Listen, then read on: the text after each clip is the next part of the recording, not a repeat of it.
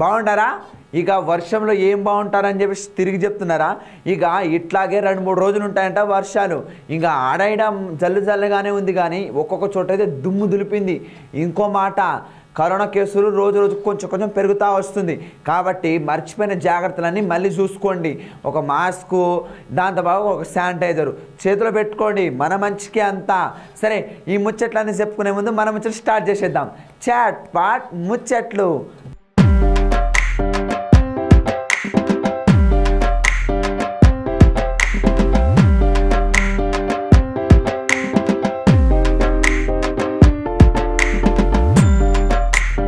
ముందు చూడండి ముఖ్యాంశాలు. తీరుస్తారంట ధరణి గోస, ఇప్పటికైనా తీరుతుందో లేదో ఈ నస.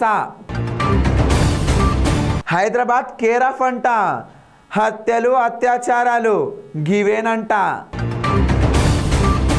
ఇప్పుడే లేచిండు మన ఈటల సారు, మళ్ళీ మొదలు పెట్టిండు కేసీఆర్ సార్ మీద పోరు. పోరగాళ్ల గోస పట్టించుకోవట్లేదు మన ప్రభుత్వం ఈ గోస. ఇక చెప్పుకోవాలంటే ఏందుల్లా ధరణి గోస మాత్రమే. వామ్మో, పొలం కొన్నోడి మీదే ఆ పేరుండే, మళ్ళీ ఎన్నిసార్లు ఆఫీస్ చుట్టూ తిరిగినా ఏ ఉపయోగం లేదు. ఏ రోజు తెచ్చిర్రో కానీ దరిద్రం చుట్టుకున్నట్టే చుట్టుకుందో ఆ ధరణి అయితే. దాన్ని ఏం చేయాలో ఏందో అస్సలు సమస్య అవ్వాలి. ఎప్పుడో అమ్మేసిన పొలాన్ని కూడా మళ్ళీ అదే పేరు వస్తుంది. ఇదంతా చూస్తూ ఉంటే ఆ ధరణి మీద ఇసుకొచ్చేసింది. ఇగో ఇప్పుడు హరీష్ రావు సారు ధరణి గోసంతా పోతుంది అన్నాడు. ఇగో ఈ ముచ్చట మీ దాకా చేరిందో లేదో కానీ చేరేటట్టు నేను చేస్తా. ముందు ఈ ముచ్చట వినుండ్రి. ధరణి పోర్టల్పై సంబంధిత శాఖల అధికారులతో మన రాష్ట్ర ఆర్థిక వైద్య ఆరోగ్య శాఖ మంత్రి Harish Rao sir chief secretary Somesh కుమార్తో కలిసి సమీక్ష సమావేశం నిర్వహించినట. ఇక ప్రజల నుంచి వచ్చిన ఫిర్యాదులు అన్నింటినీ తీసుకొని సీఎం కేసీఆర్ ఆదేశాల మేరకు సిద్దిపేట జిల్లా ములుగులోని ఫారెస్ట్ కళాశాలలో ధరణి పోర్టల్పై సమీక్షించిందట అధికారులతో కలిసి మన మంత్రి హరీష్ రావు సారు. దీన్ని బట్టి హరీష్ రావు సార్ అన్నాడు కదా, ఎవ్వలకే సమస్య వచ్చినా కానీ మనం ముందు ఉండాలి, దాన్ని మనం పరిష్కరించాలా అని చెప్పేసి హరీష్ రావు సార్ అధికారులందరికీ ఆదేశాలు జారీ చేసిందట. మరి ప్రజలందరినీ ఇలా చూస్తుంటే ప్రజలందరి సమస్యలు కూడా పరిష్కరించాలని చెప్పేసి ఫిర్యాదులన్నింటినీ అధికారులతో చర్చించి వాళ్ళతో కలెక్టర్తో సమన్వయం చేసుకొని ప్రజలని మంచిగా చూసుకోవాలని చెప్పేసి మన హరీష్ రావు సార్ చెప్పిండట. మరి ఈ ముచ్చట ఎక్కడ దాకా వస్తుందో చూడాలి. మండలం చేసుకున్న తర్వాత రాష్ట్రం మొత్తం కూడా ముఖ్యమంత్రి గారి ఆలోచన ఏంటంటే కలెక్టర్లు, అడిషనల్ కలెక్టర్లు, గౌరవ శాసనసభ్యులు, గౌరవ మంత్రులు కూడా ఒక 15 రోజులు, ఒక నెల రోజుల ప్రోగ్రాం లాగా పెట్టుకొని ఇక్కడ తోవ దొరుకుతుంది. ములుగు గ్రామంలో పనిచేస్తే మనకి ఎట్లా దీన్ని పరిష్కరించాలి అనే ఒక తోవ సిస్టమ్ సెట్ అయిపోతే మిగతాదంతా కాపీ పేస్టే కదా. ఇదే పద్ధతిలో టపా అన్ని చోట్ల చేయొచ్చు. సో దీన్ని రాష్ట్రం మొత్తం కూడా ఒక ప్రత్యేకమైన డ్రైవ్ పెట్టి మంత్రులు, శాసనసభ్యులు, కలెక్టర్లు, ఉన్నతాధికారులను ప్రజల దగ్గరికి ఊరూరికి పంపించి ఒక 15 రోజుల, ఒక నెలన ఒక ప్రోగ్రాం లాగా పెట్టి రాష్ట్రంలో 100% పరిష్కారం చేయించాలన్నది మన ముఖ్యమంత్రి గారి సంకల్పం. ముందు మీ ఊళ్ళో అయితే కంప్లీట్ చేసి మళ్ళా ఇప్పుడు కూర్చుంటాం మేము. ఏంటంటే అసలు ఇప్పుడు పోయి ఆఫీస్లో కూర్చొని ఎన్ని రోజుల్లో చేయొచ్చు, దీంట్లో ఏమైనా చిక్కులు ఉన్నాయా ఒకసారి చూసుకొని వారమా 10 రోజుల చూసి మళ్ళీ మీకు చెప్పంతాం. మీ సర్పంచ్ గారి ద్వారా పలానా తారీఖు నాడు మీకు అందరికీ ఊళ్ళోకి వచ్చి మీ కాగితాలన్నీ మీ చేతిలో పెడదాం, అందరం కలిసి సామూహిక భోజనం చేద్దామని మీకు మీ సర్పంచ్ గారి ద్వారా చెప్పంపి ఆ రోజు మా సిఎస్ గారు, సోమేష్ గారు అన్నట్టు మేమందరం మళ్ళీ మీ దగ్గరికి వచ్చి మీ చేతుల్లో పెట్టాం. సో మీరు దయచేసి ఎట్టి పరిస్థితుల్లో పైరవకాలను కానీ ఎవరిని నమ్మడానికి వీల్లేదు. ఇలా ధరణి వల్ల ఒక భద్రత దొరికింది. ఇంతకుముందేమో ఎప్పుడు ఎవరు రికార్డులు మారుస్తారో అని భయం ఉంటుండే. ధరణి వచ్చిన తర్వాత ఎవరి తరం కాదు, ఒక్కసారి అని లెక్కిందంటే ఇక శాశ్వతంగా జీవితకాలం శాశ్వతంగా నీకు భరోసా, భద్రత. అది మార్చుడు కానీ ఇంకెవరికి కాదు. రూపాయికి 95-96 పైసలు అయిపోయింది. అక్కడక్కడ గత కొంతకాలంగా సాదా బైనామా, అన్న చనిపోతే దాని తమ్ముళ్ళకు పంచడం, ఇట్లా కొన్ని చిక్కుముళ్ళు లాంటివి ఉన్నాయి. వాటిని కూడా మనం పరిష్కారం చేసుకుందాం. సరే, ఏదన్నా కొద్దిగా పాలు పంచాయతీ ఉంటే దాన్ని గవర్నమెంట్ ఏం చేయలేదు కదా. ఇంట్లో వ్యవహారం ఉంటే అది పెద్ద మనుషులు కూర్చోవాలి, లేదా కోర్టు తెలిసాలి. అట్లాంటిదైనా కోర్టు వ్యవహారము, పాలు పంచాయతీలు తప్ప ప్రభుత్వ పరంగా అనేది ఒక్క చిన్న సమస్య లేకుండా 100% ఇలా మీరు ఇచ్చిన ప్రతి దరఖాస్తును కూడా పరిశీలించి మీరెవరూ ఎక్కడ తిరగాల్సిన అవసరం లేదు, ఎక్కడ పోవాల్సిన అవసరం లేదు. ఆల్రెడీ ఆర్డీఓ విజయేందర్ రెడ్డి వచ్చి మీ సేవలో అప్లై చేయించింది, ఒకలో ఇద్దరు అప్లై చేయగలిగితే వాళ్ళు చేసేయండి. అవన్నీ పరిష్కరించి మళ్ళీ మీ దగ్గరికి వచ్చి ఇచ్చేస్తాం. ఇదే పద్ధతిలో రాష్ట్రం మొత్తం చేయాలన్నదే ముఖ్యమంత్రి గారి ఆలోచన. సో ముందు ఇది ఒక ఊరు సెట్ అయిపోయి మండలం అయిపోతే ఇది అన్ని చోట్ల అందరు ఆర్డీఓలు, అందరు కలెక్టర్లు, అందరు ఎమ్మెల్యేలు, అందరు మంత్రులు ఎవరు ఊళ్ళకి వాళ్ళు పోతారు. ఇక తెల్లారితే న్యూస్ పేపర్ మన ఇంటికాడకు వస్తుంది. ఇంటికాడ రాగానే న్యూస్ తీయగానే ఇక మొదటి ఏం హెడ్లైన్లు ఉన్నాయా అని చెప్పేసి చెక్ చేస్తాం. చెక్ చేసిన తర్వాత దాంట్లో ఎక్కువ శాతము రేపుల గురించి వస్తే ఇవి ఏడు జరుగుతున్నాయి వల్ల మొత్తం హైదరాబాద్లోనే జరుగుతున్నాయంట. ఇక దానికి కారణం ఎవరెవరంటే ఈ రెండు పార్టీలే అంటున్నాడు మన బండి సంజయ్ సారు. ఇక హైదరాబాద్లో జరిగే హత్యలకు అత్యాచారాల కంట కేర్ ఆఫ్ అడ్రస్ అంటే టీఆర్ఎస్ ఎంఐఎంఏ పనిచేస్తున్నాయని బీజేపీ రాష్ట్ర అధ్యక్షుడు బండి సంజయ్ అయితే గీయాలైతే ఆరోపించిండు. కేంద్ర ప్రభుత్వం అంటే 8 ఏళ్ల సేవా సుపరిపాలన పురస్కరించుకొని మేడ్చల్ జిల్లాలోని జవహర్ నగర్ కార్పొరేషన్ల బహిరంగ సభ నిర్వహిస్తే ఈ కార్యక్రమానికి ముఖ్య అతిథిగా హాజరైన బండి సంజయ్ మాట్లాడుకుంటా కేంద్ర ప్రభుత్వం 80 కోట్లతో ఉచితంగా బియ్యము, 9 కోట్ల మందికి గ్యాస్ కనెక్షన్లు, 3 కోట్ల మందికి ఇల్లు కూడా కట్టించింది అన్నాడు. కాజు, పిస్తా, బాదం ఇచ్చారు. కానీ గాంధీ హాస్పిటల్ ఉన్న పేదలు కోవిడ్ వల్ల ఇబ్బంది పడితే కనీసం పప్పు కూడా పెట్టలేదన్న. ప్రభుత్వ హాస్పిటల్ కనీస సౌకర్యాలు అప్పుడు వివక్షతనే, ఇప్పుడు వివక్షతనే. అత్యాచారాల మీద బండి సంజయ్ స్పందిస్తే, అత్యాచారంలో భారతీయ జనతా పార్టీ స్పందిస్తే దాన్ని కూడా మతం పేరుతున్నారు.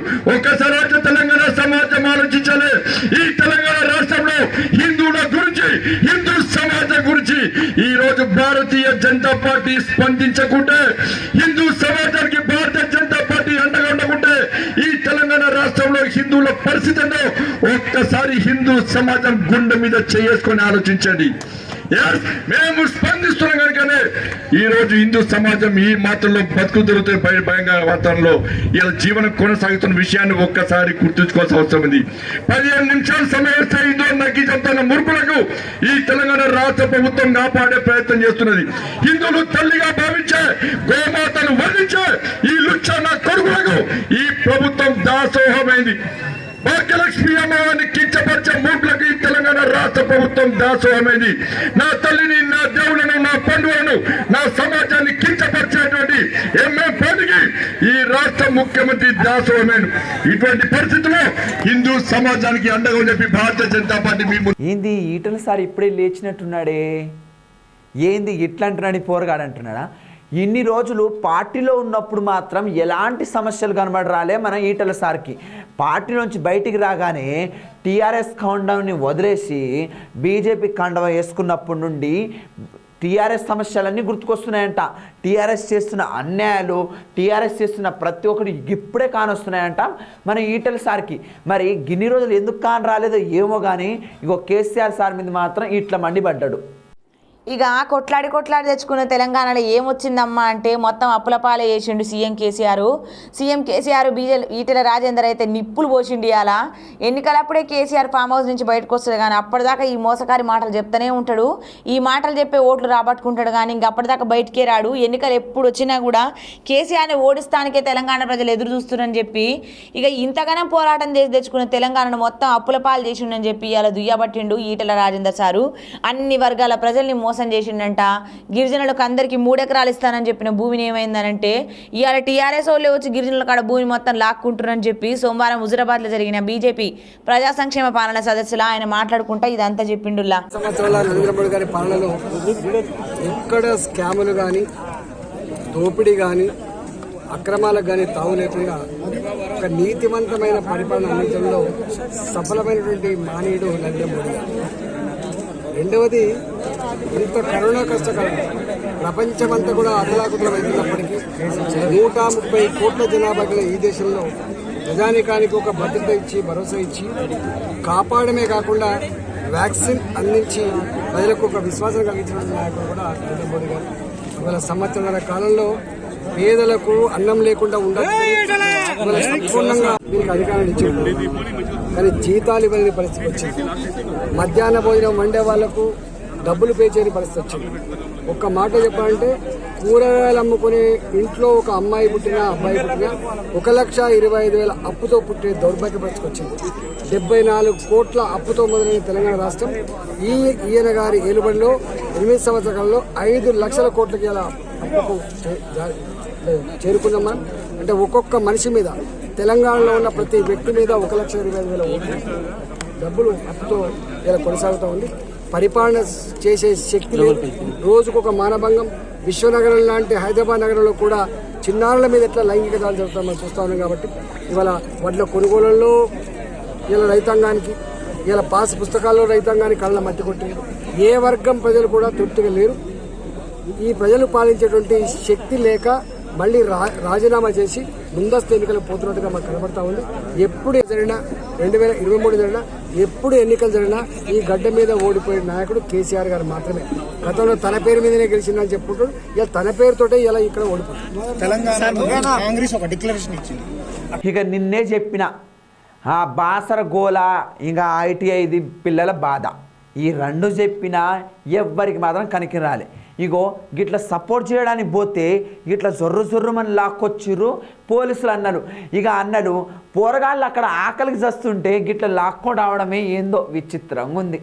ఇక తిండి చక్కగా పెడతలేరని చెప్పి నిర్మల్ జిల్లాల బాసర రాజీవ్ గాంధీ యూనివర్సిటీలో IIITలో నాణ్యత కలిగిన ఆహారం పెడతలేరని చెప్పి పోరగాళ్ళందరూ దీక్ష చేసిరుల్లా. పరిస్థితి గిట్లనే కొనసాగితే IIIT పూర్వవైభవం మొత్తం కోల్పోయి భవిష్యత్ తరాలకి విద్యార్థుల భవిష్యత్ అంధకారం అవడం ఖాయమని, కాబట్టి ప్రభుత్వం తక్షణమే స్పందించి విద్యార్థులకు న్యాయం జరిగేటట్టు చూడాలని చెప్పి ఈ మధ్య లెసొస్తుండు కదా NSUA రాష్ట్ర అధ్యక్షుడు బాల్మూరి వెంకటన్న, నిర్మల్ జిల్లా ఇన్ఛార్జ్ అహ్మద్ షేక్ మరియు ఇతర నాయకులందరూ వాళ్ళందరినీ అరెస్ట్ చేసి ముతోల్ పోలీస్ స్టేషన్కి అయితే తరలిచ్చిరుల్లా. విద్యార్థులు శాంతియుతంగా ఒక విద్యార్థి లెక్క వాళ్ళకి అండగా వాళ్ళకి ప్రోత్సాహానికి వచ్చిన తను అరెస్ట్ చేసి ఏదో దొంగలన్నట్టు విద్యార్థులు బాధపడుతున్నారు.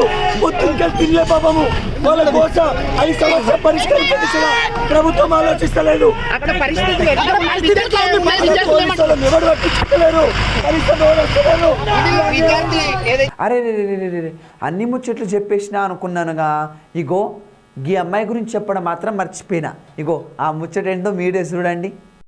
ఇక హైదరాబాద్లో మంత్రుల నివాసంలో వాలీబాల్ క్రీడాకారిణి శాంతకుమారికి మన వ్యవసాయ శాఖ మంత్రి సింగిరెడ్డి నిరంజన్ రెడ్డి సార్ ఘనంగా సన్మానించి ₹1,00,000 చెక్కు కూడా అందజేసిండట. ఎందుకట అంటే అండర్ 18 వాలీబాల్ భారత జట్టుకు తెలంగాణ నుంచి ఎంపికైందట మన శాంతకుమారి. ఇంతకీ శాంతకుమారి స్వగ్రామం ఎక్కడ అనుకుంటున్నారు? మన వనపర్తి మండలం చిట్యాల తూర్పు తండాట. క్రీడల వనపర్తి పేరును ముందు ఉంచుతుందని చెప్పేసి మంత్రి బాగా పోడిండట శాంతకుమారిని. మరి ఏడాది జూన్లో తాష్కెట్లో జరిగే ఆసియా మహిళల ఛాంపియన్షిప్లో కూడా భారత్ తరపు నుంచి ప్రాతినిధ్యం వహిస్తుందట మన శాంతకుమారి. దీని గురించి శాంతకుమారిని ఘనంగా సన్మానం చేసిందట మన మంత్రి. శాంతకుమారి ఒక్కొక్క మెట్టు ఎక్కుకుంటా మన భారతదేశానికి తన స్వగ్రామానికి మంచి పేరు తీసుకురావాలని చెప్పేసి మనమందరం కోరుకుందాం. ఇక గివి ఈరోజు ముచ్చట్లు. ఇక రేపు అయితే మస్తు కుసయ్యే న్యూస్ ఉంది, కానీ గవి రేపు మా అన్న వచ్చి చెప్తాడు. అప్పటి వరకు శనార్థలు.